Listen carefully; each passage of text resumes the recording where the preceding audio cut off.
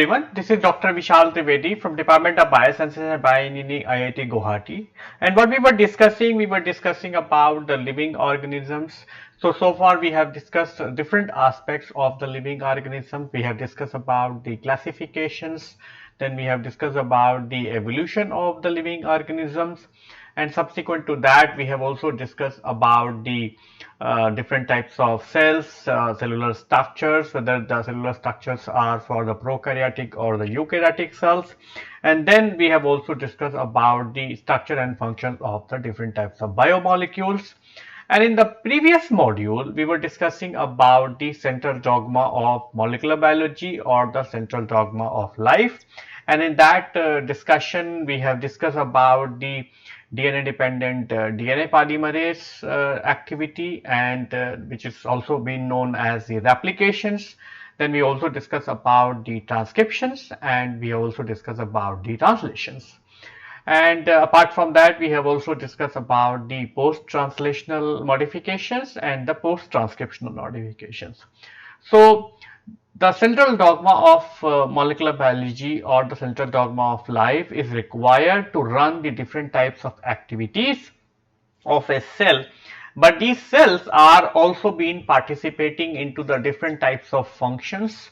So in today's lecture we are going to discuss about the some of these additional cellular processes, and we by discussing this we could understand how these processes are being helping the organisms to overcome the different types of difficulties or different types of adaptations.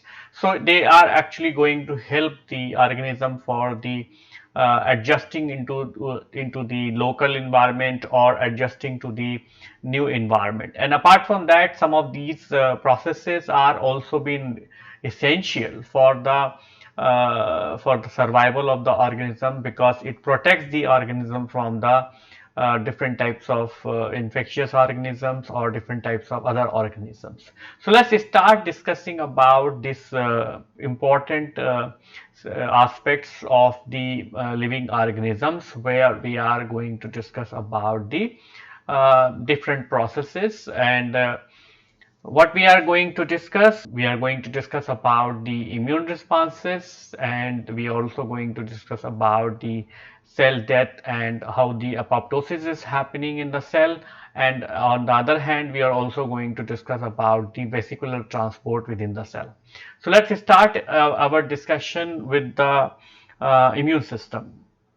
So what is immune system? So immune system is a defense mechanisms which is present in most of the multicellular organisms, and the immune system is required for maintaining a local environment or a global environment where the organism is going to protect himself from the other organisms. So the other, see, majority of the other organisms are trying to take the nutrition, right? So you can have the two different types of organisms, one which are the which are going to have their own mechanism to acquiring the nutrition, or they are actually going to prepare the food from the utilizing the chemical or the natural products, like for example the plants. So the plants are actually going to prepare their own food,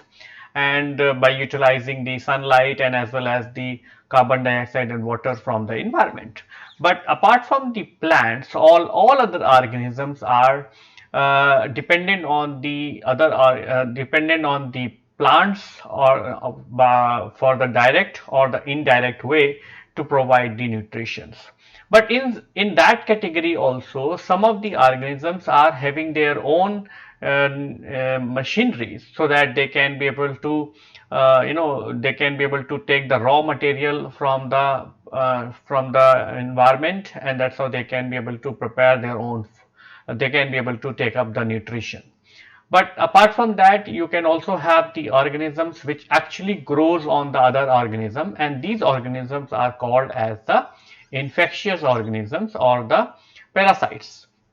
These parasites are actually taking the nutrition from the other organisms. So there is a defense mechanism which actually is going to protect the organisms so that it does not allow the other organisms to grow, and that's how it is actually going to avoid the other organism to take up the nutrition. So this particular defense system is called as the immune system. Okay. So how the immune system is actually going to have. So first is that you have to understand that since the immune system's main job is that it is actually going to provide the defense against the incoming infectious organisms or the other organisms, it should have a very well defined system, right? So what it should have, right? So immune system should have a surveillance system, right? So it should have a surveillance system, or it should have some way to, some, so that it can be able to monitor, right? Then it can also have the cells, right, which actually can be able to perform the actions onto the infectious organisms. And then it should also have, so it could have the cells which are actually going to secrete the molecules, and these molecules are having the function that they are actually going to kill the other organisms. So the surveillance system is going to be distributed throughout the body. For example, if we take an example of the human being, that the human being, within the human being, we can have, or in the even the other vertebrate animals, you can have the different routes through which you can actually be having the entry of the other organisms, right? So for example, if you take a human being, right, you can have this is the human being, right? You can have the right, this, right? So here what you have is you have eyes, right? You have the nose, and then you have a mouth. Then on the top you are going to have the hairs, right? And you're going to have the brain, right? So this is the head, right? So this is the head, right? These are the eyes, these are nose, and this is the mouth. Apart from that, you can have the so this is the apart from that, you can have the internal organs, like so. Now if you see, these are the four different places or opening. Apart from that, you can have the opening at the here, right? So you can have the anus, right, which is also going to be opening. So these are the some of the places through which the and then throughout the body you can have the skin, right? So that is the, these are the major places from, or major routes through which the other organism can enter into the body, right? So for example, it can actually, if it enters through the eyes, actually it can enter into the eyes, and then from here it can go into the brain, or it can go into the other part of the body, right? So just within the eyes you can have to have a surveillance system so that you can be able to monitor. Similarly, you have the nose, right? So nose are actually, if you see the connection, right, the nose are connected, then you have a respiratory system, and then it goes into the lungs, right? So you can have the lungs. So nose is like the air passages. So these whatever the it comes through the air, it's actually going to travel all the way, and then it goes into the lungs, right? So you can also should have a surveillance system to monitor that. Then in the mouth is going to be connected to the alimentary canal, and then it is actually going to be connected to the other organs like the liver. It can be connected to the pancreas and all other places. So that also should have a surveillance system. So how the immune system is going to do a surveillance? It actually going to have the two types of surveillance system. One is it is going to have the circulatory cells, and the circulatory cells are actually going to keep circulating throughout the blood, and these cells are actually going to keep looking at the cells which are not from the same human beings, right?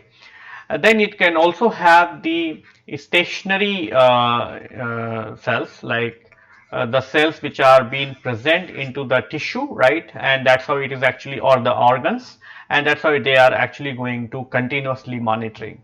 So within the circulatory cells, you can have the monocytes, which are actually going to function as the surveillance system, or you can also have the B cells, which are also going to function as the surveillance system, right? So that's, they are going to monitor the other organisms. Whereas in the stationary cells, you're going to have the macrophages or the dendrite cells. So you can have the dendrite cells or you can have the macrophages. So in every place you can actually have the macrophages.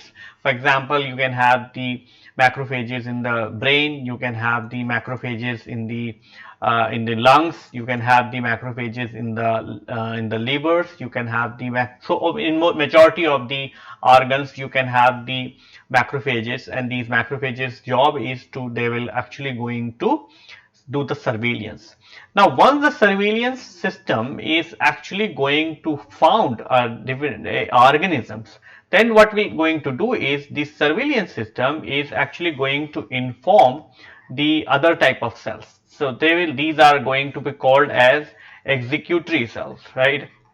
Which means they are actually going to act on to the information what they are going to receive from the surveillance system, and that's how these cells are then going to secrete the molecules, right? Or they are actually going to activate the other cells, so that they are actually going to have a robust defense response, right? And that robust defense response is always being governed by the different types of molecules. What are different molecules? You can actually have a secretion of the different types of cytokines.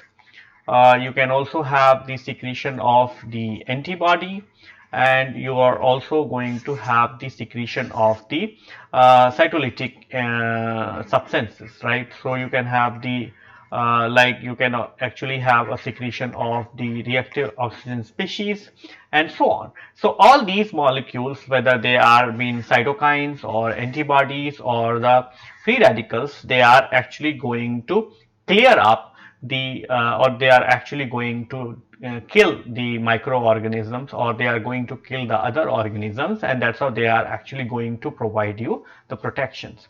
Now in this particular executory cells, you are actually going to have the multiple processes. Like in these executory cells, you can have the processes like you can have the phagocytosis, because how these executory cells are actually going to function.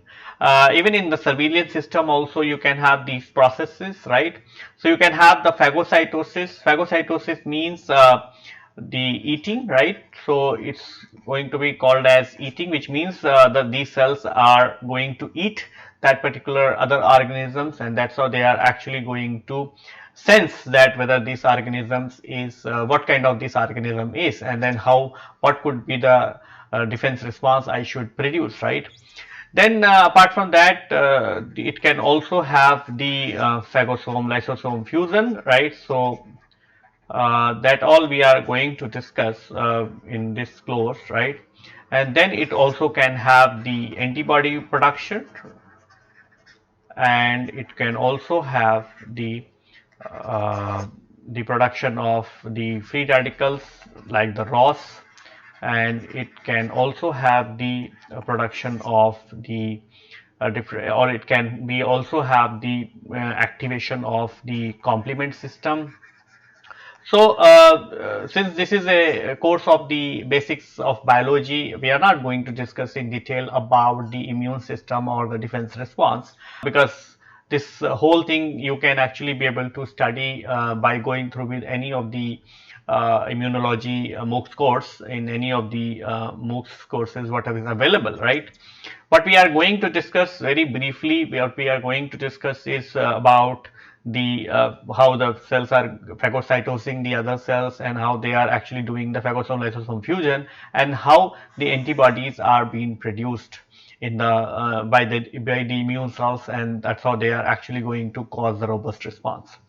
And because these systems are existing into the host organism or into the human beings, this system can also be exploited for different types of applications as well. Like for example, the antibodies can be utilized for different types of assays and all those kind of things.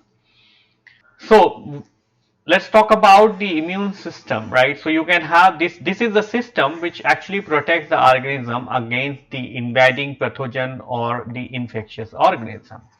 uh, and we have already discussed about the infectious so infectious organism, why it is so, because the infection organism is going to start taking the nutrition, right? So it's going to start drawing the nutrition from the other organism, and that's why it is not required.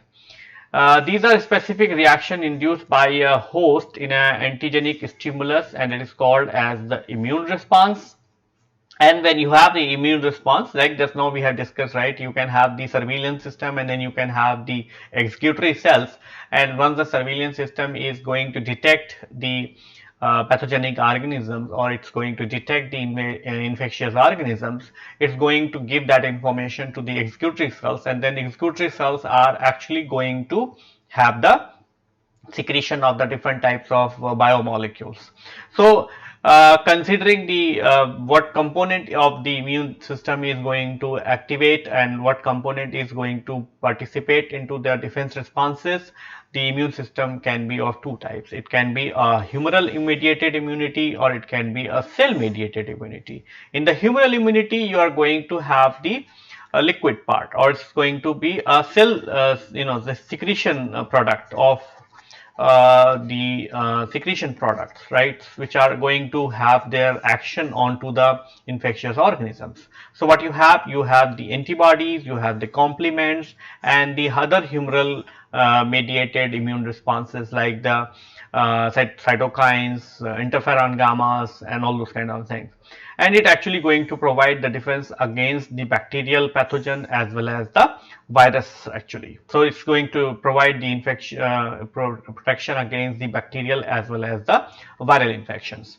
Whereas in the cell mediated immune response, the cell is actively going to participate into the causing the defense response. So that involves the cells such as the T cells and B cells, and it actually going to provide the protection against the fungi, viruses, facultative intracellular bacterial pathogen, and it also provides the immunity against the cancer cells. Now, the central theme of today's lecture is that we are going to discuss about the antibodies, and how the antibodies are being formed inside the cell, and how we can be able to produce the antibodies so that you can utilize that for providing the protection or providing the immunity into the other patients or other animals. So if you see the antibodies, antibody is a biomolecule which is going to be so antibody means anti plus body. So it's going to provide a going to act against a body, right? So it's going to be called as, that's why it's called as antibodies. An antibody is a Y-shaped structure or Y-shaped molecule where you have the two chains. One is called as the light chain. So this is the light chain. You are going to have the light chain, and then you also going to have the heavy chain, and this is the heavy chain. So this total what you see here is called as the heavy chain. So this is the light chain, right? So this is the light chain, and then this whole thing is what you see here is called as the heavy chain. This light chain and heavy chains are binding to each other with the help of the disulfide linkages between the light chain and the heavy chain, and then the light chains are also and that's how the antibody molecules has the two important region. One is called as the and is called as the antigen binding region. So this is the antigen binding region of the antibodies, or this is the antigen binding region of the antibody, and then this is the region which is actually going to be called as the constant region. So and this constant region is always having a receptor through which the antibody is can be able to relay the signal to the other cells, and that's how the antibodies are actually going to be utilized for the two purposes. One, it is actually going to neutralize the pathogen, or neutralize the pathogen, right? So it's actually going to bind the pathogen, and that's how the pathogen is not going to be having a free mobility, and that's how they will be confined to a localized environment. The second is because it's going to bind the pathogen on one end, and it's going to bind the other cells onto the other end. It actually can convey the message to the other cell. So it's going to be convey the message to the other cells, and that is actually going to allow these other cells to cause the immune response. So if they are actually going to be used for two purposes. One is they are actually going to restrict the movement of the pathogens. So they are going to, and that's why they are actually going to confine the infection at a very localized area. And then the second is they are actually going to provide the information of about this particular pathogen to the cellular machinery, and that's how they are actually going to allow the production of a very robust immune response. And that's why these antibodies are playing very huge role in terms of the immune responses. There are different steps through which the antibodies are being produced in the human body. So you have the four different stages. You have the lag phase, you have the log phase, you have the plateau, and then you have a decline phase. So once microorganisms are entering into the body, they are actually going to be processed by the cellular machinery, and that's how they are actually going to be production of antibody against that particular pathogen. So you are going to have the entry of the pathogen into the human body, and that's how the pathogen is going to enter into the body. It will actually going to have these four events. That's how the antibody is going to be produced. So what are these events? You can have the lag phase. So first is you can have the lag phase. So in the lag phase, the pathogen is going to enter into the body, and then it is actually going to be processed by the immune cells. Then you can have the log phase. So in the log phase, there will be a production of the antibodies, right? And there will be a steady rise in the titer of the antibody. So in the first phase, you are actually going to prepare the immune response, or you are going to you will train the cellular machinery, and that's how they are actually going to be start producing the antibodies. So up to the log phase, they are actually going to have a steady rise in the antibody productions. After this, there will be an equilibrium. So after that, it will enter into the plateau phase, where there will be an equilibrium between the antibodies, what is going to be formed and what is going to be degraded, right? So that's how it is actually going to form a flat shape, and ultimately after this you are going to enter into the decline phase, because by this time the organism is, or the infectious organism is actually uh, going to be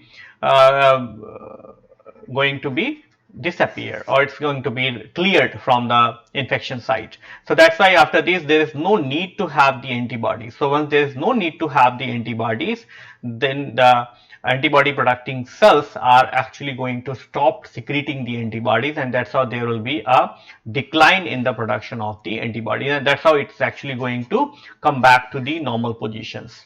And again they will be ready for producing the antibody for the next organisms or next threats what is going to happen. So that's why if you see, these are the four major events what is going to happen when there will be a production of antibodies. Now how this is going to happen, there are different steps which are going to be involved into the production of antibodies. So first is during the lag phase, you are going to have the entry of the antigens. So as soon as the microorganism or the pathogenic organism is going to be present into the circulatory system, or it is going to be present at the different types of organ sites, it is going to be received by the surveillance system. So it's going to be received by the macrophages into the tissue sites, or it can be received by the monocytes, or it can be received by the dendrites, or it can be received by the B cells at the, and those all these cells are going to be called as the antigen presenting cells or antigen processing cells.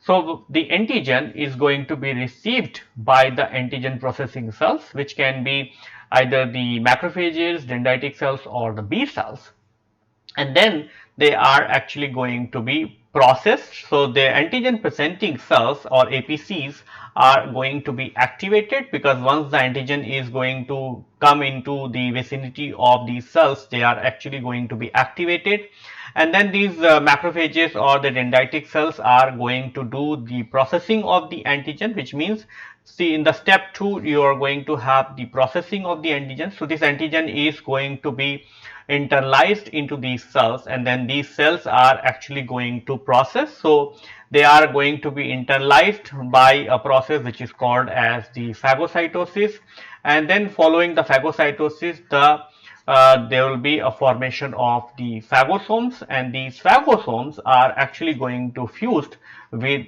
the lysosomes, and that's how they are actually going to form the phagolysosomes, right?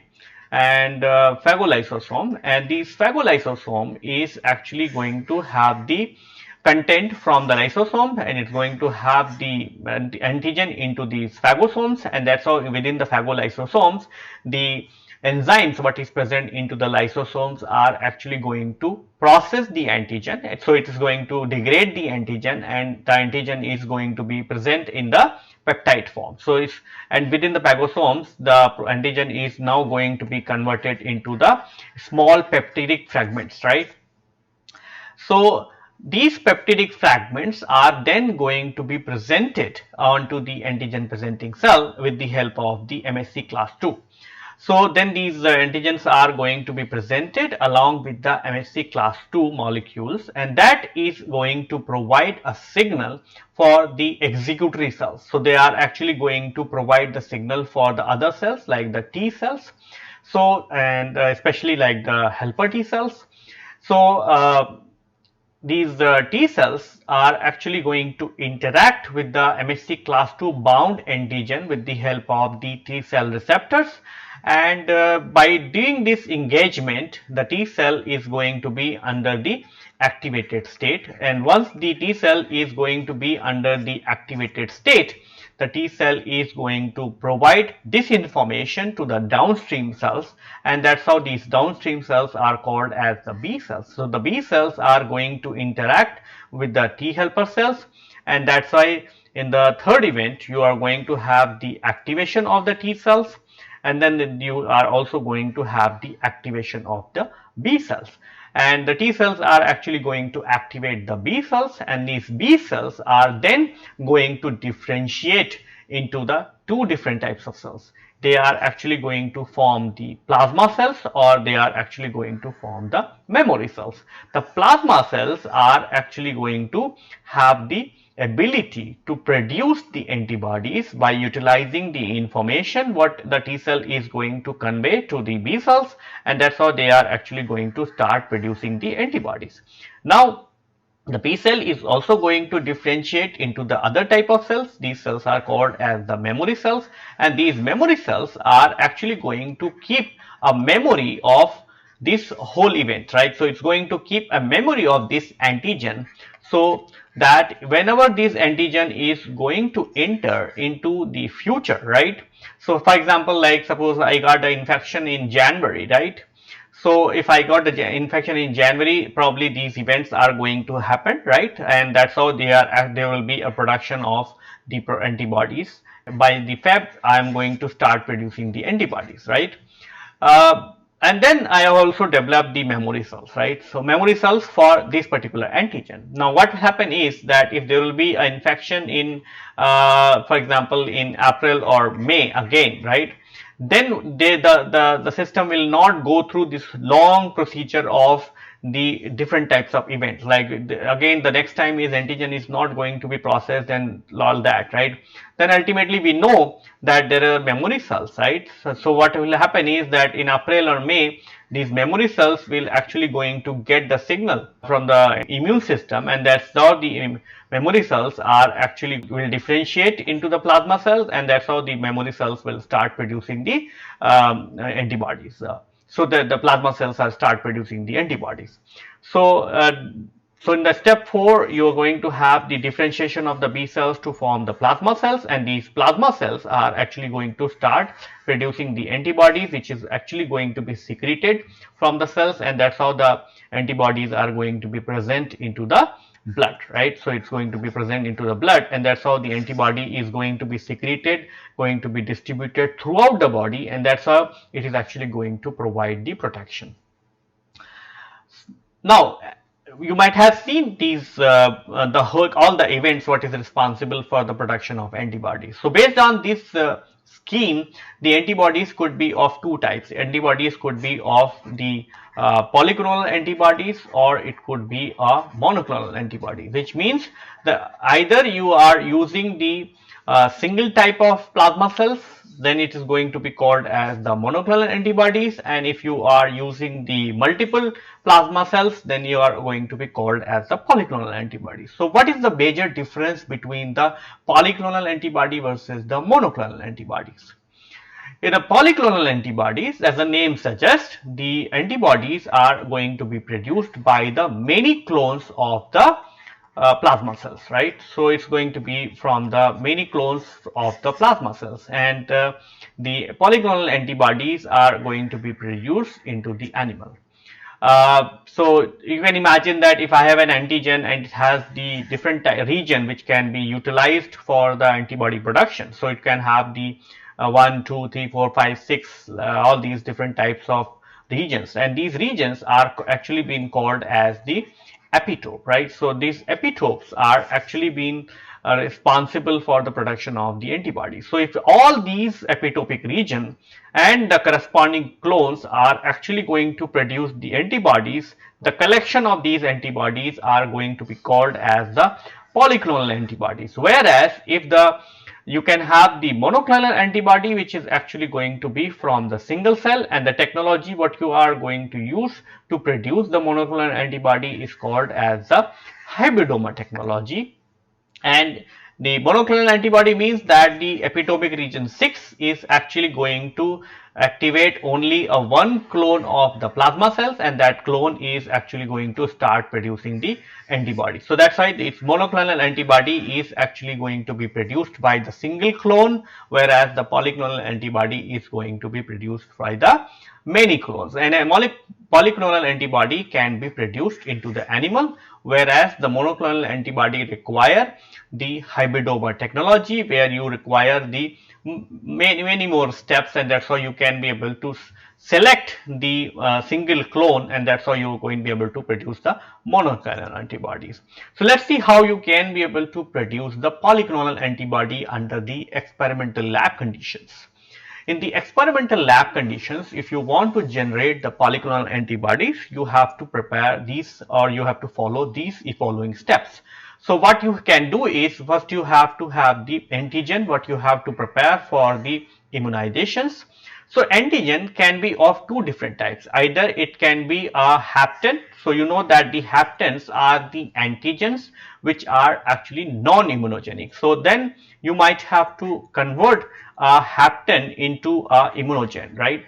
How you can actually be able to do the conversion of an hapten to the immunogen is that you can actually couple the hapten to a big molecules, because majority of these haptens are the molecule which are small molecule, right? So small molecules, and because they are small molecule, they are not having the immunogenic potential to activate the immune cells. So because of that, what you have to do is you take the haptens and then you couple it to a big protein such as the BSA or the KLH, and if you couple them, the BSA is actually, suppose that this is a X, right? Hapten what you have is X.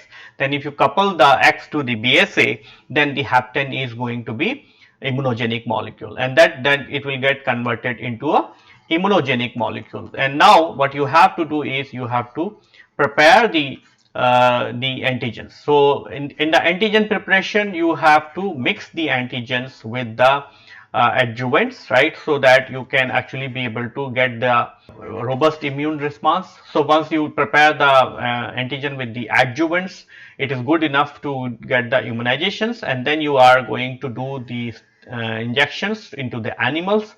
Once you do the injection into the animal, all those events are going to take place. It's going to first going to be processed by the antigen presenting cells, then it is actually going to be processed by the T cells, then it is going to be processed by the B cells, and then ultimately the B cells is actually going to convert into the plasma cells, and then the plasma cells are start producing the antibodies. So once the plasma cells will start producing the antibodies, then you can be able to, first you have to do is you have to test whether the antibodies are producing or not. If the antibodies, there is sufficient antibodies into the blood, then what you can do is you can do a bleeding, right? So you can do a bleeding into the animal, and that's how you can be able to collect the serum. So this serum is actually going to have the antibodies, and then you can actually be able to purify the antibodies utilizing a FAT column, and that's how you are going to get the polyclonal antibodies.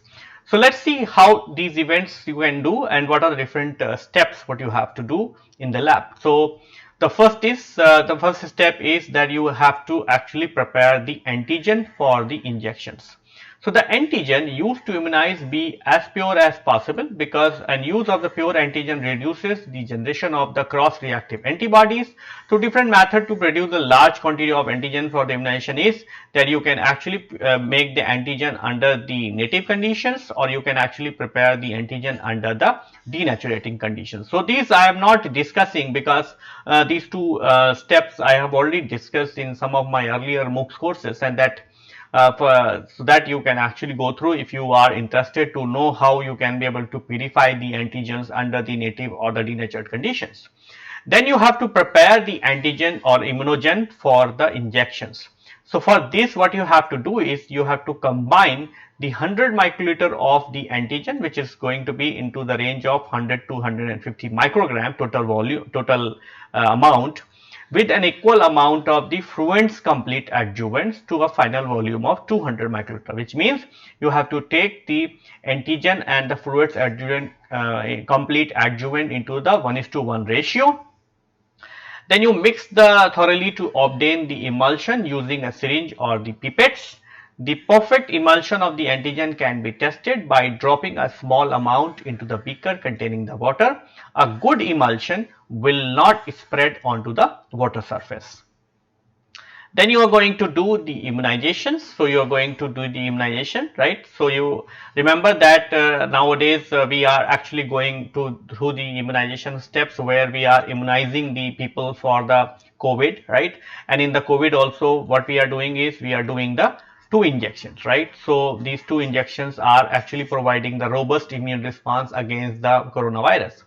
Same is true here when you are doing the immunization into the animal. You are going to do the immunization 2 times. But here, since we are going to do the experiments, we are actually going to take out the blood before immunization, so that we can be able to detect whether there is a production of antibodies or not. So before we do the immunization, you can take out the zero 0.1 or 0.5 ml blood from the mice, right?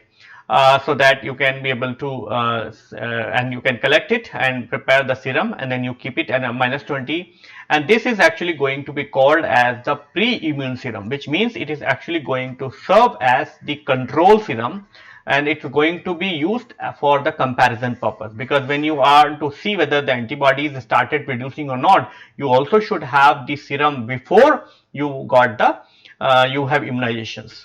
Then what you can do is you do the take out the mice, right, and sterile them, right, by spraying the with the 70% alcohol, and then you inject the 200 microliter antigen mixture per mice. During this step, either use a helper to hold the mice or use a restraint device to hold the mice. So you can briefly clean the injection site with the 70% alcohol and inject the antigen through the multiple routes. So what are the different routes what you can use? You can use the intravenous route, which means you can directly inject the antigen into the blood, right?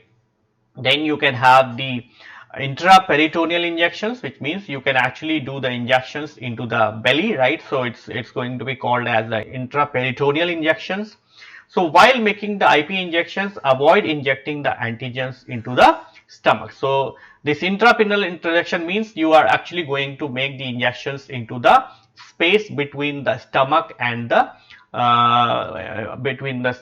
outer body. So that's intraperitoneal injections are, and that's why you have to keep very good precaution that you should not inject the antigen into the stomach. And then you can also do the injection as the subcutaneous or the intramuscular, so that you can actually do into the thigh muscles. Remember that the intramuscular injections are what we are getting when we are getting for the COVID vaccines.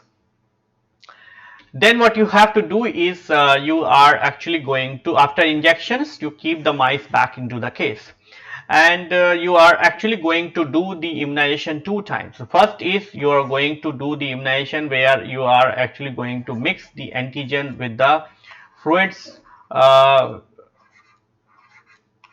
complete adjuvant, right?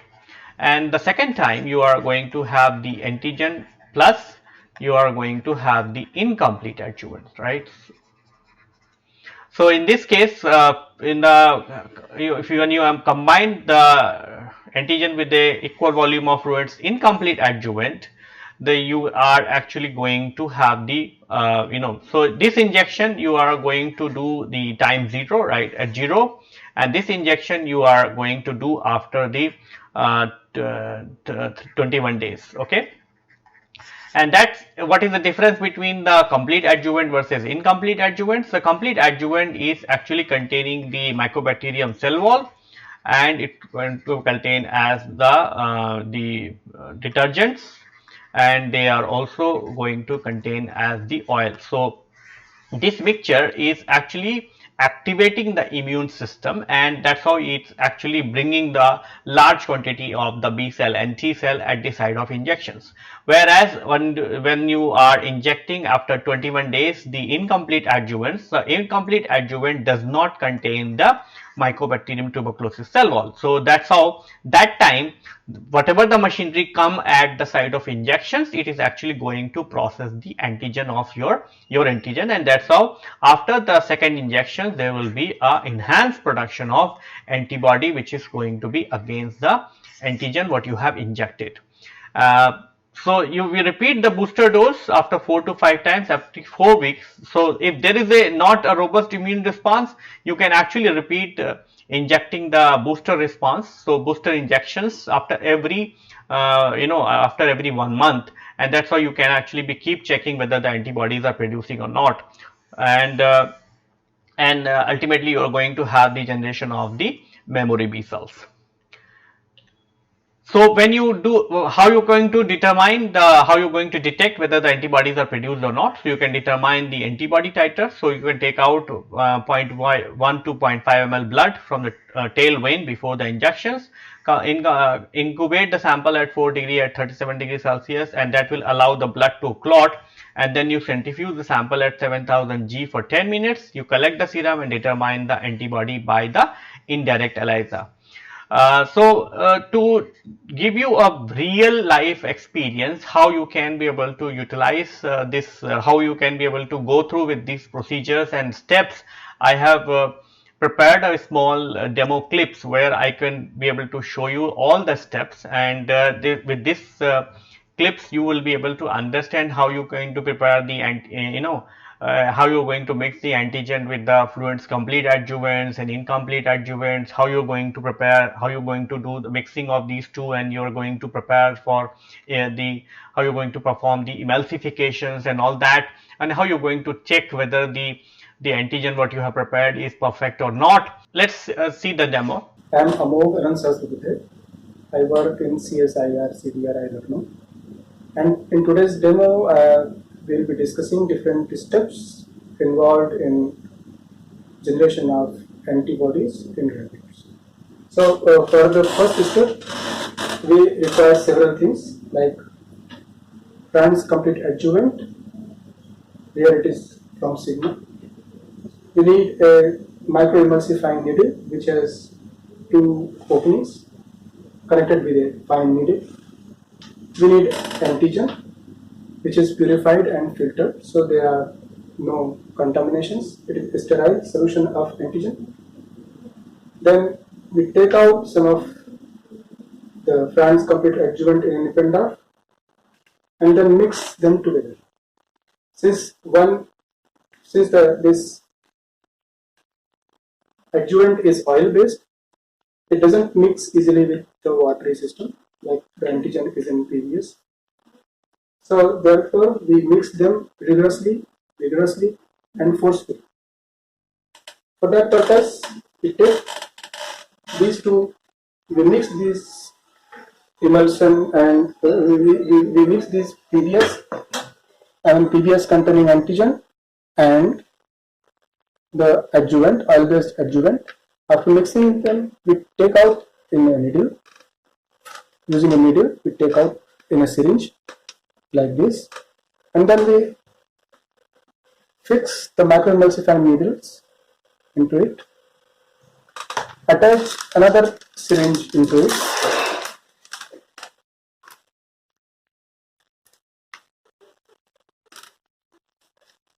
Like this. So once you have filled your antigen and the adjuvant in this needle, you push it here, and then you keep pushing from one side, keep pulling from another side, keep pushing from one side and keep pulling from another side. So this process forcefully pushes your material, I mean the oil and the antigen, through this fine needle, and with that, in that process, the emulsion is formed. Emulsion can be called as water in oil or oil in water because both are in the same concentration, same volumes, so you can call them anyway. So the emulsion, by this method the emulsion is formed. So for ready reference, we have already prepared the emulsion. This emulsion looks like white. Initially it was two-phase and then slowly it has turned into single phase. Now you can push this emulsion from one needle to another side and from another this syringe to another syringe. So this process creates very good emulsion which doesn't separate out later on when you are ready to inject. So how do we check them? So for checking purposes, we drop one of this emulsion, drop a drop of emulsion on a water surface like this. If emulsion is not formed perfectly, this will spread out. Otherwise, it will not spread. So this is a check that your emulsion is formed correctly. So once you find that this drop is not spreading, your emulsion is actually ready for injection. So this was the process by which we prepare the emulsion for injection. So this is the first step of preparing the emulsion. So now let us understand why we prepare the emulsion. We have checked that emulsion is formed. Now the purpose of making the emulsion, because you have antigen and through antigen you can raise antibodies, but after emulsifying them, you actually make the antigen releases slowly. So it is a sustained release kind of preparation, so that the antigen is exposed to system in a systematic manner, so that more and more memory cells can is generated, and that's the sole purpose of having emulsion. Otherwise, if you inject antigen as such in PBS or in other watery system, it will spread out in the body and it will be cleared out by the immune system readily, and no memory cells will be generated. So this is the main purpose of preparing the emulsion. So now we have prepared the emulsion. We have come to animal house. This is our rabbit, which will be immunized, and before immunization, we have to take pre-immune bleed so that we can compare better the serum and the anti-serum. So we'll now start how we immunize it. So now we are preparing to immunize. The first and important thing is in all these animal processes is we have to avoid the pain to the animal. So for that purpose we have to strain the animal because we have to inject. So we strain the animal in a way that it has less and less pain, and the movement is also less.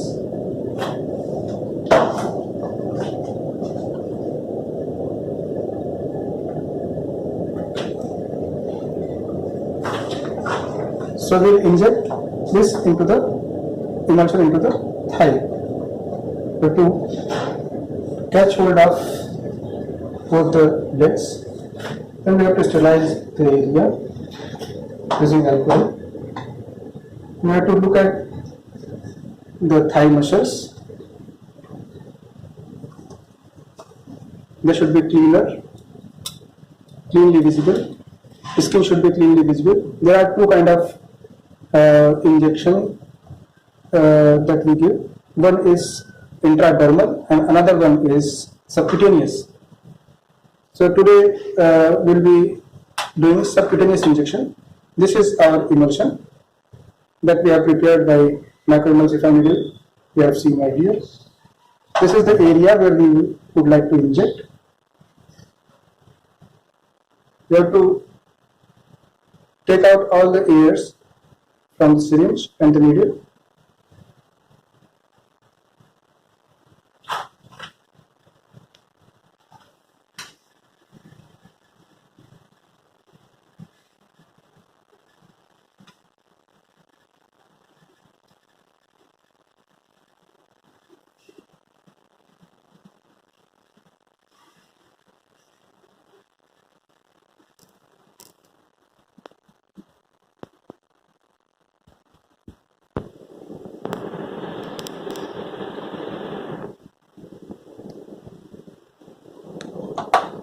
We have taken out,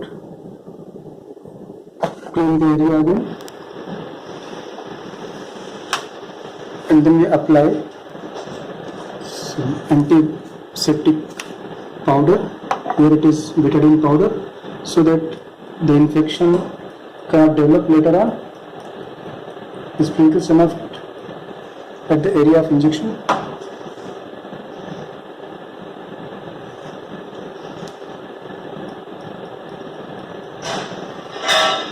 And then slowly release, leave the animal relaxed,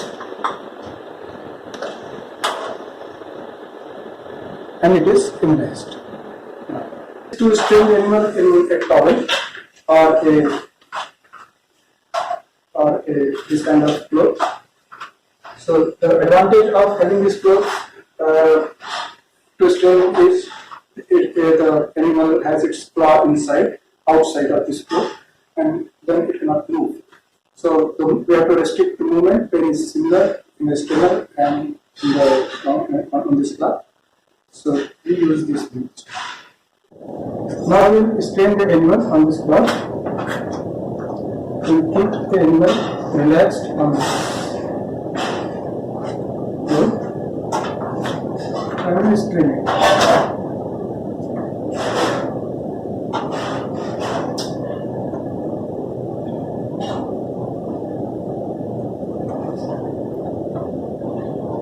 Make sure that the ear are outside and the animal is strained properly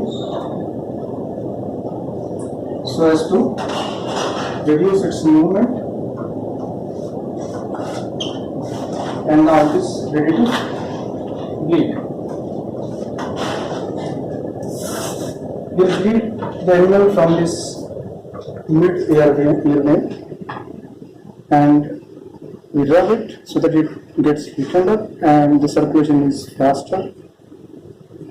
The vein will also expand and more flow will be there.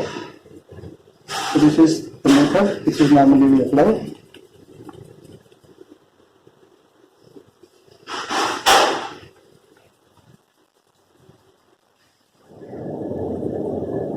When the vein is properly visible, this is the mid-ear vein from which we will slightly sterilize it using alcohol and using a 20 gauge needle which is wide enough to give sufficient bleed. We will prick the vein and collect the blood.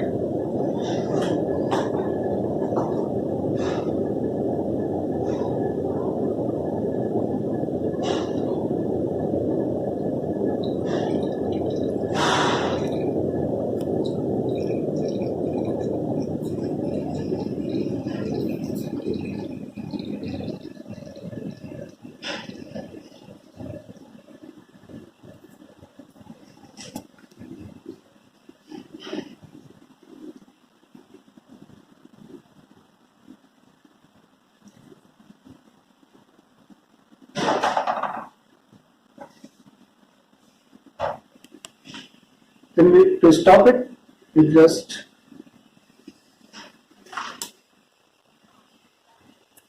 with less and less pain, you can connect the bead like this.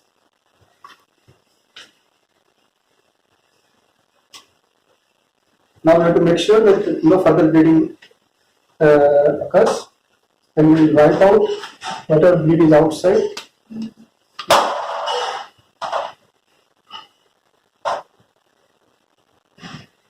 Using sterile water,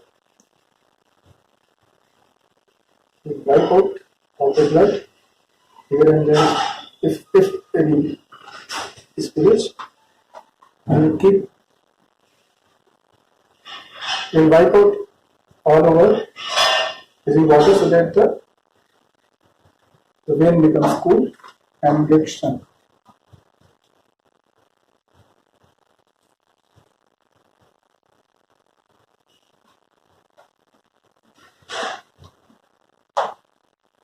Then just check, still it is bleeding, so keep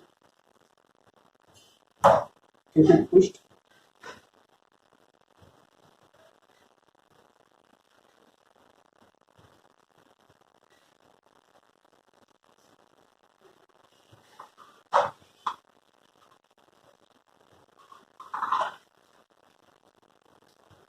Until the bleeding stops. So now I think the blood has stopped coming out, and then now we apply some antibiotic. Here in this case it is betadine powder, so that there is no further infections or inflammation in the rabbit, and this also ensures that this is erythema, and if there is any inflammation, it will have some pain. So it will avoid that kind of pain also. So we have isolated approximately 10 to 12 ml of blood. This will give us approximately half of the volume of the blood serum. This will be coagulated. The blood will be coagulated at 37 degrees centigrade for 1 hour, and then it will be kept at 4 degrees centigrade for overnight, so that the clot is shrunken properly and the serum is maximally taken out. And then isolate the serum, add some preservative like sodium azide, and keep it at -20 or -80 as per the requirement. And then we also taste simultaneously the titer of it and the specificity of it using ELISA test and the Western blot test respectively. Now you can see this whole of the animal, this animal is very relaxed. It has, I think, it has very less pain or a negligible pain. And this is actually very important for handling only. That in whatever procedure you go through with animal should be ensured not to have pain. Maybe you can, if the procedure is painful, you understand it is a painful procedure, you anesthetize it. Since this procedure is not painful, you have not necessary. So that this is very important step to ensure that the animal has a pain. It should be relaxed. So in whole of this process, I think you have got to know all the steps of embryo development in the rabbit, and we prepared immunization, we injected the immunization, we isolated the blood after giving sufficient booster doses, and whole of the process is in I think you have understood most of these processes, and you liked it.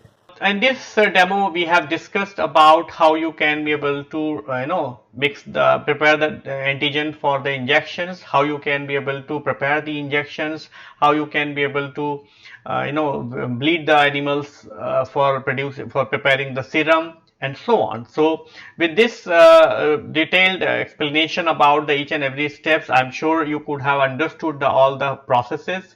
So with this, I would like to conclude my lecture here. In our subsequent lecture, we are going to discuss some more aspects related to the immune system. Thank you.